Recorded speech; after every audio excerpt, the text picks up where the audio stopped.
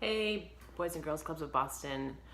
Really excited to be with you and share a quick recipe for baked oatmeal. It's using a lot of things hopefully you have right around the house, and it's all in one bowl. So let's get started. In the main bowl, the one bowl you'll be using 3 cups of oats. Crack 2 eggs in there, and maybe we'll learn how to crack eggs today. So 2 large eggs.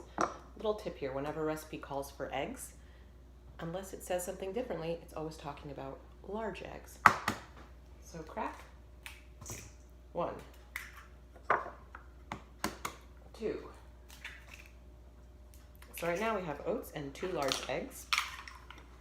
Also, applesauce. Applesauce is going to do 2 things. It helps bind the oatmeal together and adds a tiny bit of sweetness. So 1/4 cup of applesauce right here.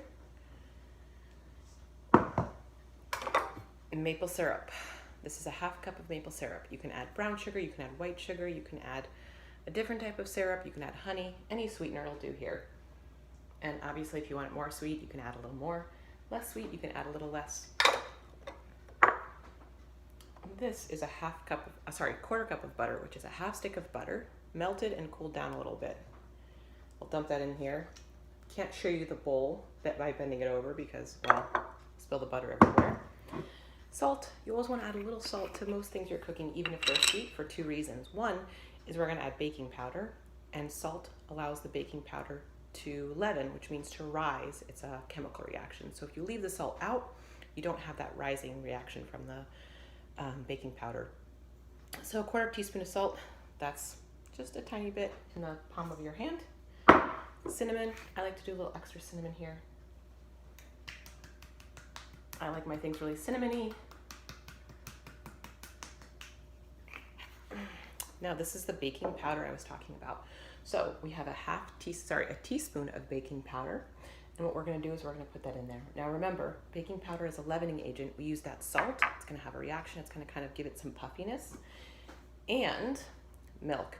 So we have 1 3/4 cups of milk. For all you math folks, that is one cup measuring and 3 1/4 cup measures. You're gonna put that in there. This can be regular milk, almond milk, any type of non-dairy milk, or even powdered milk reconstituted with water can work right now. And my favorite part, this is frozen berries. So we've been stocked with frozen berries. You can put bananas, you can put apples, you can put peaches, really any fruit works here. You want about between 1 and 1.5 cups. So now, everything's in my bowl. Here you go. I'm gonna move the camera and just like zoom in a little bit on it. So we have that going on. And then I'm gonna go ahead and mix it all together. Take my spoon, mix it all together.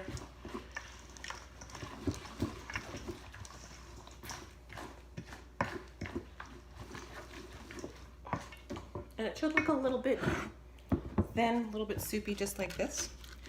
What I'm gonna do, just like this, what I'm gonna do is I'm gonna pop it right into a baking dish like this. You can use just one that you'd make lasagna in, or a metal pie pan, or anything like that.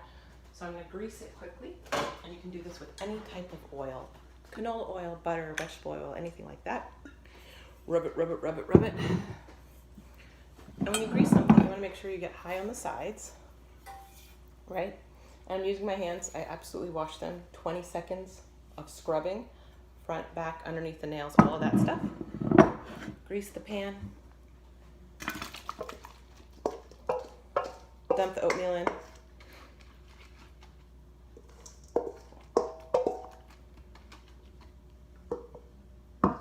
And voila, here we go. Last but not least, we pop it in a 350-degree oven. It's gonna last in there for about 30 to 35 minutes. It's gonna get a little firm inside. This is a great dish to do right at the beginning of the week.